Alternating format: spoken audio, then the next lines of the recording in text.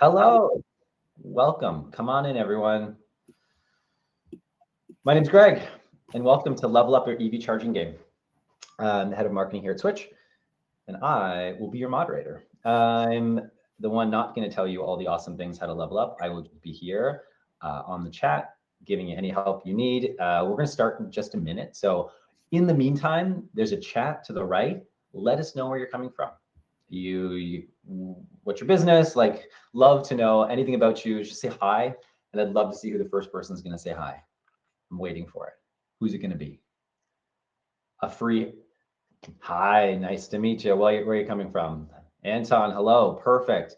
Keep the chatter coming. That chat is your best friend, other than Thomas and Chris. They're also going to be your new best friends for the next 45 minutes. If you have questions now that you're burning that you want to know, drop it in at any period in time. Please use the chat, and most likely the questions we'll have at the end because we've got time for it. But if in feed it makes sense and the guys are looking at it, it may fit to answer. But either way, we're going to keep them and then we're going to answer them at the end. What do we got here? John, town of Clifton Park, New York. Thanks for letting us know. Oh, great. You're a Switch Level 2 user for organizations. Wonderful to hear. Hi, Karen from Light & Co. Nice to see you. Great. Well, it's 1:02. We've got a great group already here. More going to come filtering, but to make sure we're using all of our time wisely, I'm going to intro over here to Thomas and Chris, who are going to kick this off and take you through it. So I will see you all in the chat. Thank you, Greg, and welcome everybody. My name is Chris McKinley, Director of U.S. Partnerships for Switch, and I'm joined by my colleague, Thomas Martin, Director of Sales Engineering. And together we're excited to share with you some of the tips and technology available to you to help make your EV charging projects more successful going forward. Hey everybody, Thomas Martin. I'm the director of our sales engineering team, and you can think of me as one of the guys on the big Switch team that designs a solution and helps you go into a building and figure out what's the best technical solution to meet the needs of both the property and the EV driver. So for today's agenda, I'll be providing a brief overview of Switch, and then we'll go into the key areas that make up an EV charging project. So we'll start with the plan. We'll go over some key considerations during the quoting phase. We'll talk about some of the challenges that we see in the install phase and how we overcome them. And then on the managed and service side, once those chargers go live, we'll talk about how to ensure there's minimal intervention needed on behalf of the building owner. But first, a little bit about Switch. Switch is a leading North American EV charging provider. We have a solid uptime percentage of 98%, and we have over 15,000 chargers now connected to our network across the US and Canada. And below, you'll see some of the portfolio groups that we work with. Switch's mission is to solve the challenges in deploying EV charging infrastructure at multifamily and commercial buildings. And our goal is to ensure the seamless integration of EVs going into the future. So what's the business model here? Or the business opportunity, I should say. EV sales are projected to hit 53% of all cars in 2030. And to meet that demand, we have to deploy EV charging stations. And to help meet that EV charging station demand, these active incentive programs are a great way to promote EV charging. So we'll talk about the active incentive programs on a later slide. To give you a brief overview about what we'll speak to today, we'll start with the plan, how we consider all the needs of the stakeholders involved. Then we'll move on to the quoting stage, where we'll answer how we can meet the EV charging objectives while minimizing cost. In the install, we'll talk about how to effectively distribute power and plan for the future. And then on the management service side, how we're managing the EV charging system going forward and who will be responsible for maintaining the units. So to kick us off, I'll pass it to Thomas to speak to the plan. Now, when looking at planning for a proposal, or at least in those initial discovery conversations with a building, it's very important to ask the right questions and understand, one, where the building's coming from in terms of their level of knowledge, and then asking follow-up questions to understand, okay, what truly is the need here? And so before we dive into kind of the meat of the solution, how to quote, install, there are a couple key points that I think we really need to double down on and explore.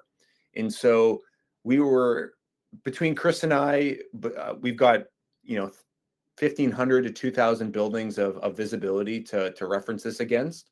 And we put these key points together to give you an insight to what are we using today in terms of our knowledge and understanding of all these successful projects, and how are we making our bids and our proposals the most competitive.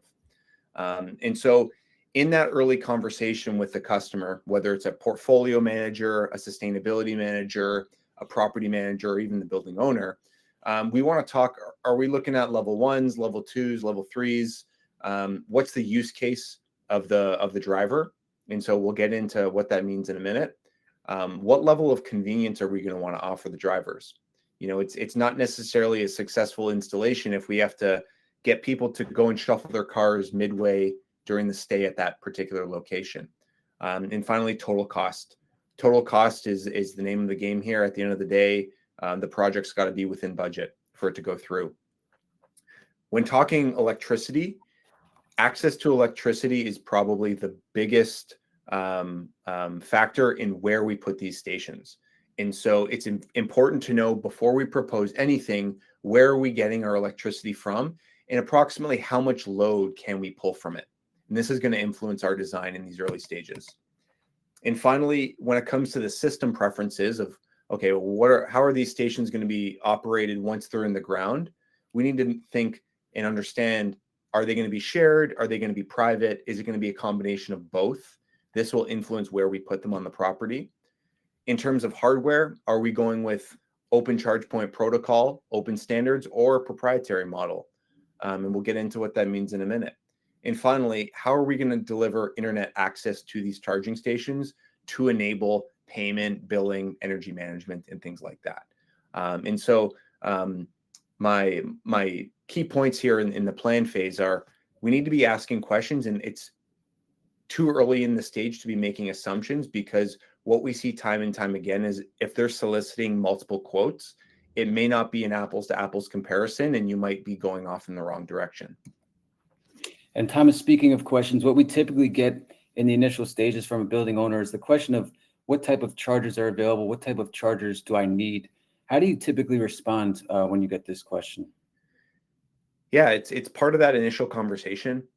Sometimes you're walking in and people know, just as much as someone at a charging company, and sometimes, you're walking into someone who's, not familiar with EVs. And so I think it's important to just highlight the standard, what's a level 1 charger, what's a level 2. A level 2 is the most economical if you look at the speed versus the install requirements. And finally, is there a need for level 3 at this property? Are there people coming to this property looking for a priority charge, whether you're on a major highway corridor or even in a lot of major urban centers? Buildings are sometimes installing 1 or 2 fast chargers to take into account they do have some tenants in the building that are transient.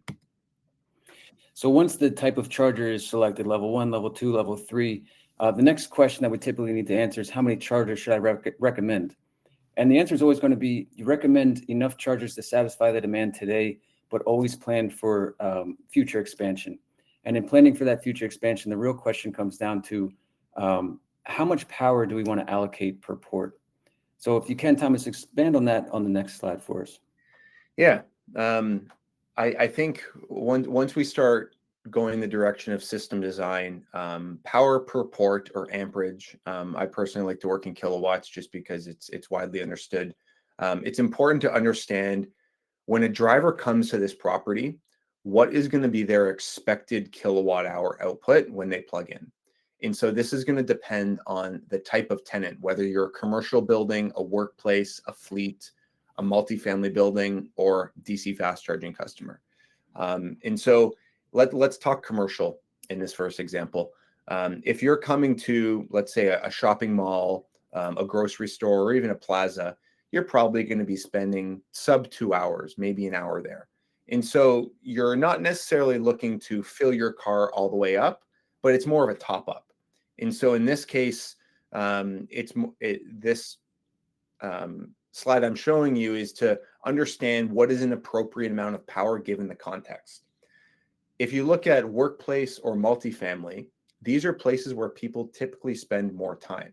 And so with time being on our side, we can take advantage of this, and we can extend some of the load management ratios further. And in return, we save on infrastructure. Think of it as like we're not installing as a big a pipe, but that's just because we have 4 to 8 hours minimum to charge these vehicles. From an electrical standpoint, and I know a lot of you on the call today are technical, these are the options that you have available to you in terms of how much power you can allocate per charging station. And what I mean by that is the physical device. And so we can go in the level 2 space, everything from an 80 amp charger all the way down to a 32. And we can even go beyond that. We can derate the charger if, let's say, there was a 30 or 20 amp circuit that is existing that we want to take advantage of. Moving on to our second category, charger to circuit ratio, or otherwise in the industry known as circuit sharing, is a common cost-effective way to maximize the number of chargers, but you don't necessarily see the full performance in this case. And what this means is you will have multiple chargers installed on an individual circuit. There are many reasons why you might want to go down this path, but there are some trade-offs in that being performance of the charger. And so the most modern, or I think up-to-date version with what we see going in the ground today is what we call panel sharing, which is our third column. And that's where you either have a dedicated panel allocated strictly for electric vehicle chargers, or you're installing it on an existing panel with other loads that has excess capacity. We're going to dive into how to configure this in a minute, but I just wanted to highlight on this slide here that these are the options available to you as an installer. So at this point, Thomas, what's the main consideration when choosing an EV charging station? Yeah, there's a lot of factors. They definitely look different, but in regards to level 2 specifically, the biggest thing that you're going to want to look for, or at least communicate to the customer what the preferences are in the recommendation, is the use of open standards. Open Charge Point Protocol, OCPP for short, is now the industry norm, and the majority of network operators in the industry are using this protocol. So what does this mean? The Open Charge Point Protocol basically decouples the network from the actual physical hardware itself. And so the benefit to the customer is that you're de-risking the physical hardware on site, allowing you to move between network operators with your choice as a customer. And so the analogy I like to use here is that OCPP is basically like an unlocked cell phone. If you have a SIM on an AT&T plan, you can move to Verizon without having to buy a physical new cell phone. And so I think when looking at the total cost of some of these installations, we want to make sure that whatever charging station the property is buying today is going to last the lifetime of that product, and we do not need to rip out stations in the event that they want to change networks. And so just as a summary, we're working with all the major North American OEMs, everyone from the ABBs to the Siemens to European models, EVBox and Wallbox, to large hardware companies like LG. And so Switch's perspective here is that we're here to provide you the evidence through our 15,000 plus deployments on what are the most reliable stations and what do we enjoy working with. We don't necessarily have a preference on one specific model. So we've discussed the charging hardware. Now let's talk infrastructure. So we all know that the buildings weren't built to handle the electrical demand that EV charging stations are going to bring. So how do we overcome some of the costly infrastructure upgrades that are necessary? Yeah, I think in order to approach the problem of total cost, we really need to think first principles on what is the problem that we're solving, or what is the problem that EV charging is bringing to the building as you add more ports. And so in this textbook example, EV charging typically coincides with when people are at the building doing other things. And so in this example, we're looking at a multi-unit residential building where people come home from work and they cook dinner, turn on the AC or heat, and they also plug in their vehicle. And so if we do not have a way to control when charging happens, charging is going to coincide when the building also experiences its peak. And there are a lot of costly reactions to this. And so the name of the game here is, let's put in a system that we know can control when charging happens. And this graphic that I'm going to show you best illustrates what we're doing. And so when this peak is occurring, people are also coming home and plugging in their vehicles. And if we continue to add EV chargers, one by one, they will eventually approach and exceed the capacity of that panel, of that distribution gear, or of the building totally. And so what we're trying to do here is design a system that charges everyone's car by 6 a.m. or whatever the criteria is. It might be a workplace, but we're basically going to shift load into the areas of the day that are more convenient within the building infrastructure. And so think of it as we're shifting charging to when the building can handle it. And the benefits here is that we are avoiding these costly upgrades that, like many customers are approaching Chris talking about. They might have had a conversation with their utility that is proposing a multiple $100,000 upgrade. And so avoiding that, we can take advantage of charging in time. So let's talk, how do we do that?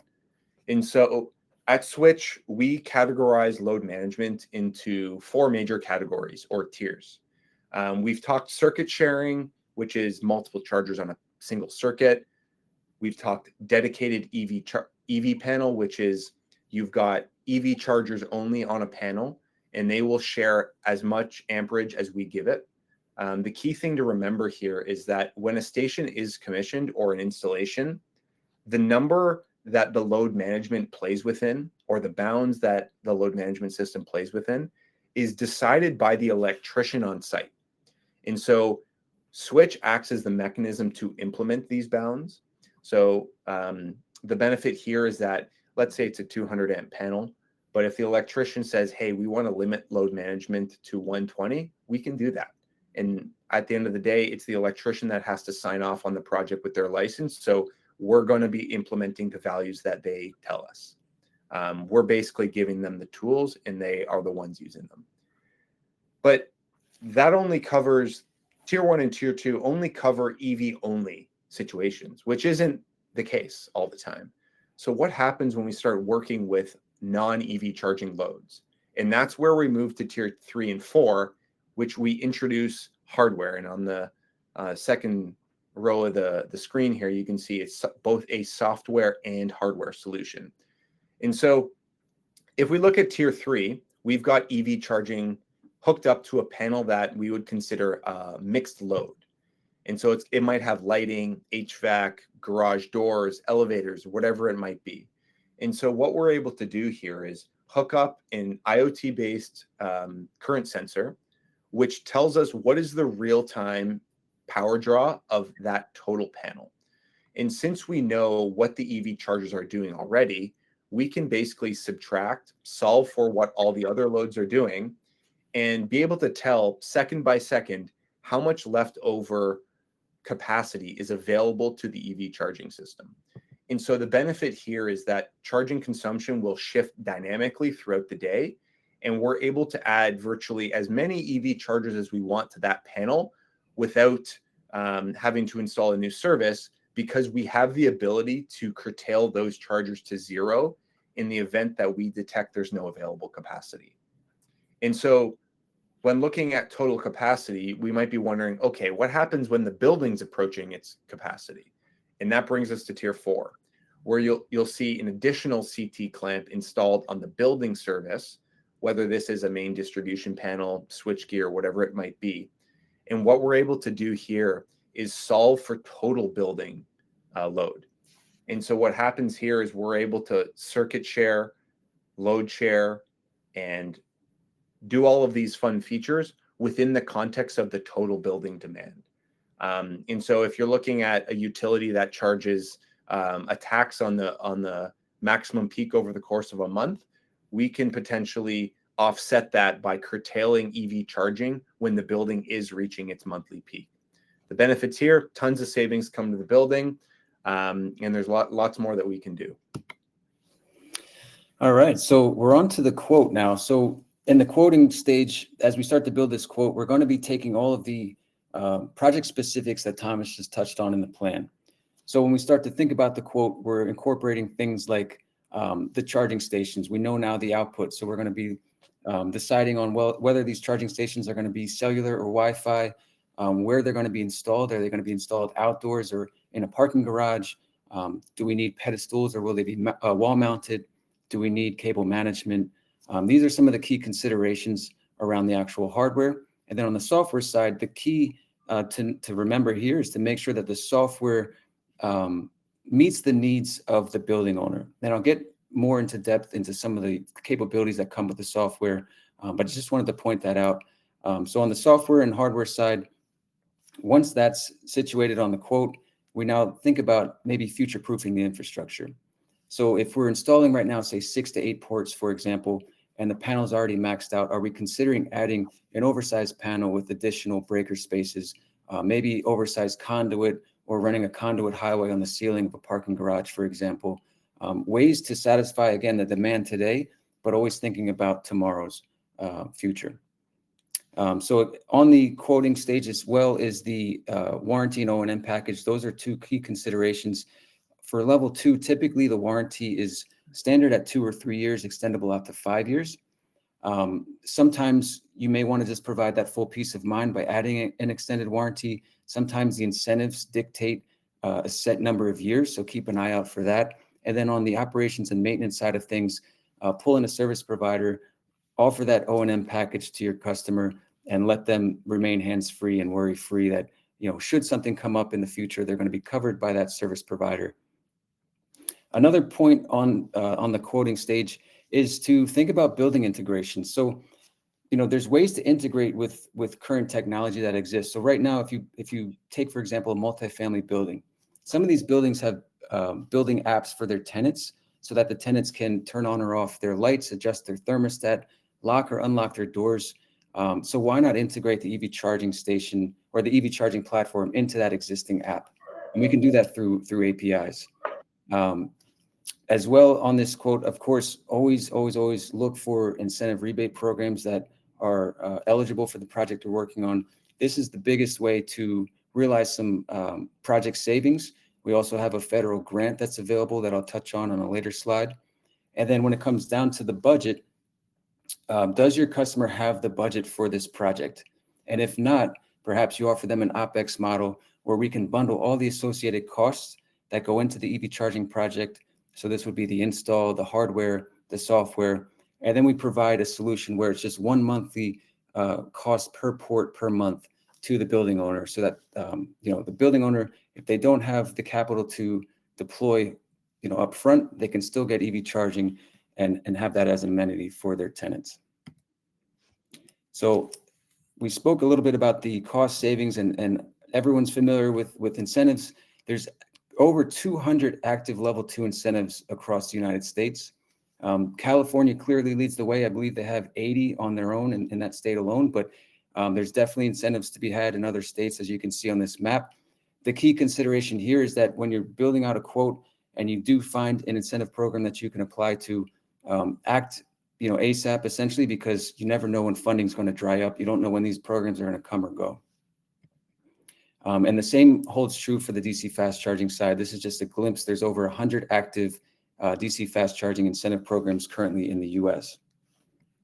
And on another note, something that probably goes under the radar is this federal grant that exists. This is a 30C tax credit. Properties are eligible for up to 30% of a tax credit or $100,000.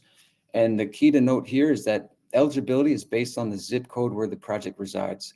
So as long as that building is within an eligible zip code, they'll be eligible for this tax credit. And if you align with Switch, we have a team that can certainly walk you through and take care of this, and even provide an on-bill discount, so we can actually front load this discount to your property at the time of the purchase order. Yeah, Chris, and just to add to that, I know we're showing a map of the U.S., but there's definitely a lot of incentives, whether it's federally or provincially in Canada. We also have a team that can take care of that. I know a lot of people on the call today are based in Canada as well. And so same applies here. We can definitely help out with that. Forgive the American on the call here. Sorry about that. Yeah. Big audience. I'll pass it back to you for the install. Yeah. When looking at the install, obviously all the electrical work is typically of the expertise of the electrician, but having seen a lot of these projects go in the ground, there are some efficiencies that we should consider, or best practices, just to best set up the project for success. And the reason I say that is because we found through doing many projects, if we can catch issues during the commissioning phase, the chances of having a high uptime site are greatly improved. And so the goal here is that when a site is commissioned, they're going to work with the Switch commissioning team, and we're going to try and catch some of those issues that we potentially might realize, 6 to 12 months down the road, which would, cost the property some money to service or fix. But before we get into some of those snags, I want to talk about kind of the mentality behind the physical installation. And so when we've planned, we've quoted, they want to move forward with the project, it's up to the installer to have a mentality of planning for the next 5 to 10 years. And so what does that mean? And so yes, we might be installing a handful of stations today to get the building started, but we really want to think about how does this installation scale over the next 5 to 10 years. And what I mean by that is, what are some small, basic electrical hardware practices that we can put into place that best sets the building up to add future installs down the line. So in the outdoor example, if we're trenching through a parking lot and having to repave, let's put in a second or third conduit in the ground so that when they want to add future stations, it's just as simple as pulling wire, and we don't have to redo all of that expensive civil cost. In the case of a parking garage or something where there's a ceiling, potentially can we put in a conduit highway that, again, allows for clean, neat, tidy conduit that is easy to add when they want to add future stations. And so the reason I mention this is because during the planning and quoting phase, we're typically just thinking, okay, what does the output look like? Is it 5, 10, 20 stations? But we really need to be looking out for the customer thinking, okay, how do they scale this? And we want to make sure they understand this. When it comes to the install, minimizing costs on power distribution is the name of the game, right? When we're looking at which parking spaces we're going to be putting these chargers in, the first principles argument is we need to get power from point A to B. So whether that's oversizing conduit highways, oversizing wire, whatever it might be, we want to think about this, because if we've future-proofed that customer's installation, we can almost guarantee they're going to be calling us back to add future stations as more EVs come to the building, whether it's next year or the following years. And we're already starting to see this now. Buildings that we started off with years ago are calling us back to add more stations. And luckily we did the planning. So if they're getting multiple quotes from multiple vendors, ours are typically more competitive because we know that we've future-proofed and there's extra space available with that, with the material on site. And so what I'm trying to do here is talk you through some of the lessons learned and some of the challenges with dealing with the install. There might be some surprises on the electrical. We might be dealing with charging stations on multiple floors that might involve coring. If we have to do coring, let's think about, okay, let's not make the hole big enough just for the pipe we're using today, but the pipe that we might want to add 4 or 5 years from now. We need to think about internet connectivity. How are we going to deliver a service for kilowatt hour billing, access control, demand response, load management? How do we enable that within the charging stations, whether you're indoors or outdoors? And then finally, this all kind of leads down to budget. Budget can be a big problem on site, but I think if we know what we're working within, and the customer knows that pre-install, I think it saves a lot of questioning and back and forth. And finally, I say this jokingly, but I do think sometimes there are some people on the customer side that can make our lives difficult. And I think it's important to recognize that, because at the end of the day, what it comes down to is the people we're working with are at various levels of EV charging knowledge and understanding. And so it's very important to identify that early and be speaking the language that is acceptable among the customer. So through the years, I've taken many photos, and I've decided to put a few of them on the slides just to show that, you know, some of these parking garages or outdoor installs are not easy to work with physically. And so some of the approaches that I talked with previously are going to, you know, help us get around some of these snags that we find in the field. I remember coming into this site specifically, we got the phone call saying, yeah, we've got a nice, beautiful electrical room, accessible. And we show up, and this is what we're working with on the wall. And this is almost a Where's Waldo photo, where the more you look at it, the more you realize what's wrong with it. And so we had to do a number of things here, and switch control allowed us to get chargers in that property without much fuss. Documentation on site can be difficult, especially if we're dealing with buildings that have decades of chicken scratch on the panels and fuses. And so in the event that we don't know what is actually being drawn by that electrical service, installing CTs, you know, a month or 2 months in advance to collect data really solves that unknown. So when it comes time to do the electrical inspection, we've actually got hard data to show, yes, there is capacity available to us. It's great. It brings a smile to my face when we walk into an electrical room and this is what we see. You know, nice, clean electrical work. Panels are available, very professional, available breaker spaces that we can use right away. But I think it's important to understand this is ideal, but not representative of the buildings that we need to work on and get EV charging in. And so the mentality of the electrician or the project team that goes into the building is, let's use our toolbox to make it work, and let's do so and make sure that this project is future-proof from day one. And what that could look like is, you know, if there's enough stations going in, potentially let's install a conduit highway on the ceiling, keeping things neat and tidy. It looks professional, and it's very easy and quick to add future stations. There might be some tips and tricks here on the electrical side that I didn't include, but always be thinking how to innovate in that sense. Okay, so we understand the problem. We understand our toolbox. We know what we have to do based on our conversation with the customer. But I think there's one other topic here that we didn't quite cover, which was, how do we get internet connectivity to these stations? And so we've been using a cellular gateway that is our gateway to the internet. And the reason we do this is because it's the most reliable fashion to keep our stations online. As Chris mentioned, we've been able to maintain a 98% uptime across our entire portfolio. And the reason for that is because we're putting in the checks in place to make sure our system has the best connectivity possible. And we can't do that unless the person on site installing our devices understands it. And so in this case, if we're outdoors charging stations on the wall, that gateway can go right above the charging stations. Pretty clean and simple. But there are a lot of cases in this second example where we may not have a neutral on site to wire a 120 volt outlet for communications. So what we've been able to do in the last couple of years is we now have a 240 or 208 powered cellular gateway.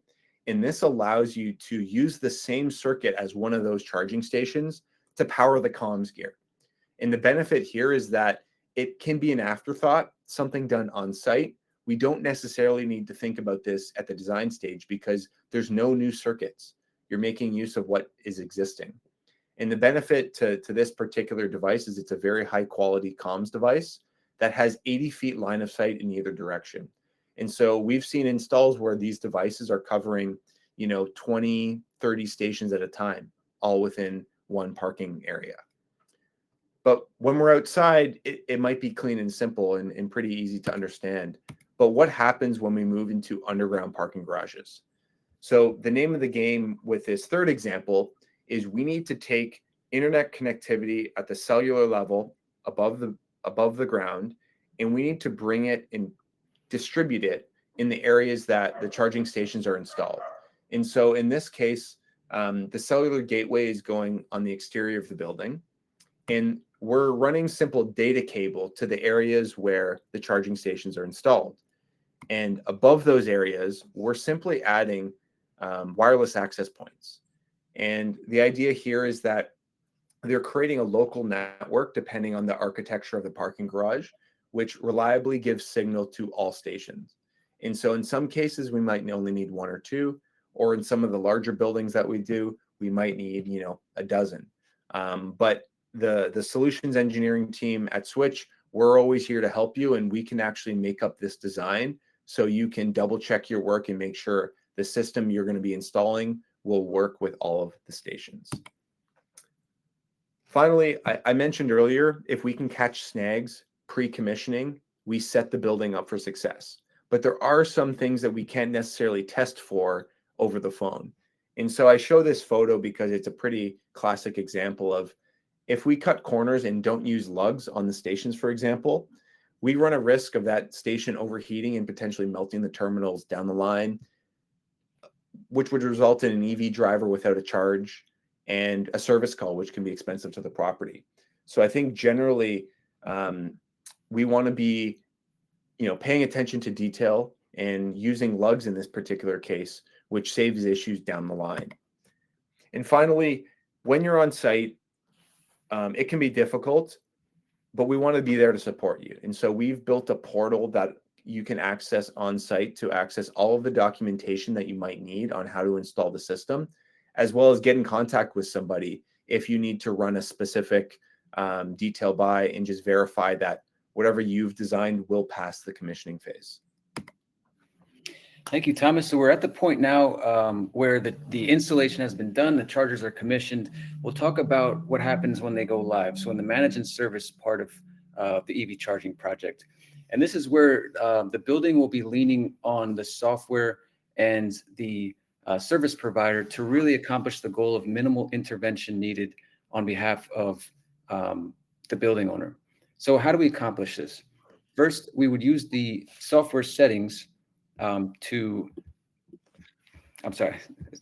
First, we'd use the software settings to ensure this goal is met. The settings could be such that we would put in access control. We would put the software would cover the billing, for instance. We would utilize the software so the building owner finds out about any potential issues or anything that goes on site before a driver or a tenant can alert them to it.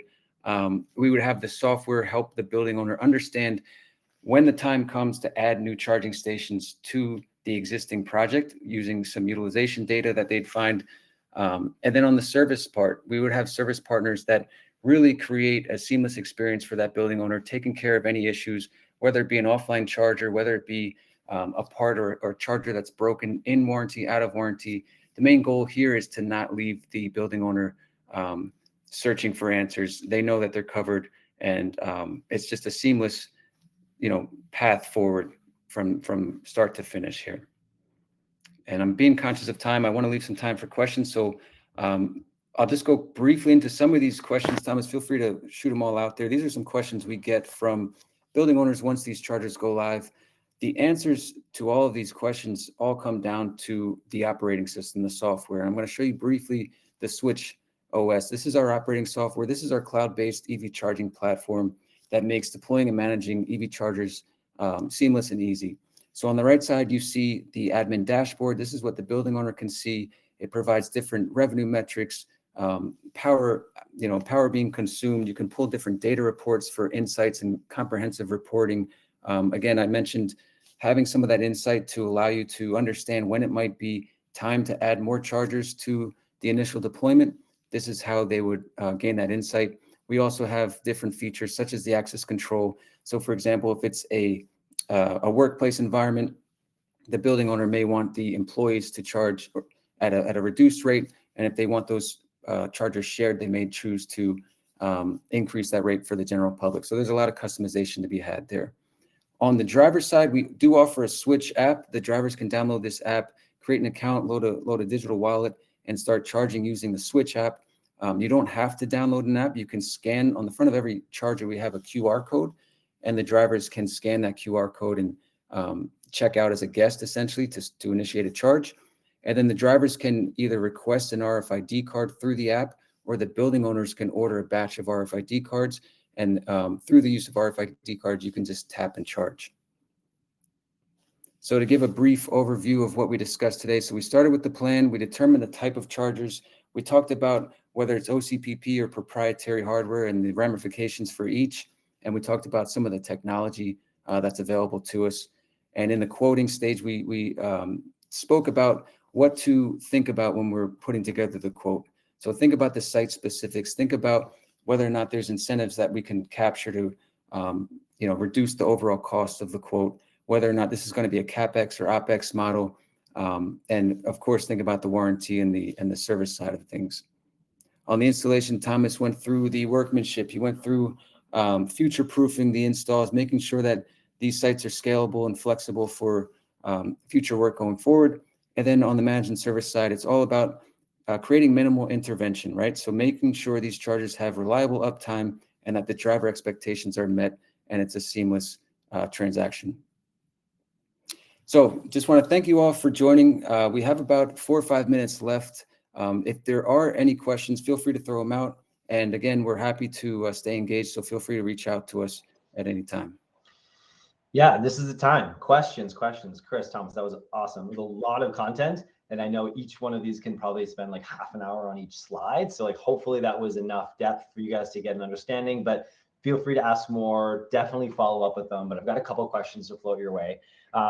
First one, going back to the OCPP topic, is it compatible, or are they compatible with Tesla chargers? By specifying OCPP, will it eliminate Tesla chargers to bid on the project?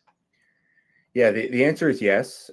Tesla would fit into a proprietary hardware category. And so, as I mentioned earlier, one of the main benefits that we're trying to promote in the industry is the use of open standards, so that if the building does experience poor service from the network operator, they don't need to buy new stations. They can actually just move them over, just like that analogy I mentioned with a cell phone, moving from AT&T to Verizon without having to buy a new cell phone. So that's the benefit to using OCPP. Awesome. Another question here. For chargers that I install, how does Switch work with us on maintenance? Can you see when issues arise? How do we engage with each other? Yeah, I can take that one. Basically, anytime an issue arises, the Switch driver support team is going to be the first to be notified. And so in that first screening, we're going to identify, is this an issue that needs escalation, or what necessary services do we need to put in place to resolve it? And so in the case of, let's say a cable breaks, or it was run over by a snowplow and we need to replace it, we're going to lean on the company that installed the station to actually do the O&M. And so your team knows it, you installed it, we're going to get you to service it. So to answer your question, we would be working with you on an ongoing basis to do those service calls. And I'll just quickly add that we do have an active service partner agreement. So if there are any groups on this call that are interested, feel free to reach out to us and we'll get aligned and get you signed up. One just came in from Darren in the chat right now. How easy is it to move from Charge Labs to Switch OS as an EV software? Yeah, it shouldn't be hard. As far as I understand, they're all OCPP compliant. So it's just a matter of basically pointing their units to our platform. If you're on site, it would take no more than probably 10 minutes per station. It's not a very hard task.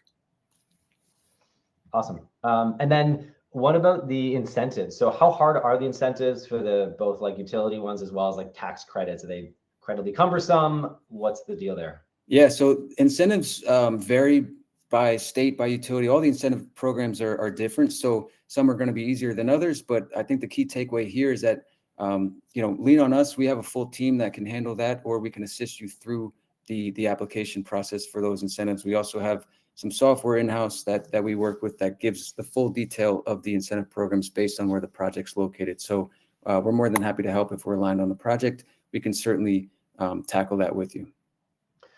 Awesome.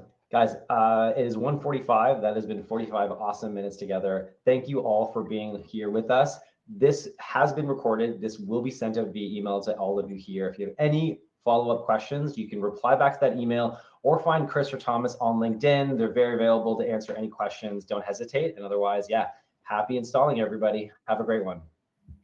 Take care, guys.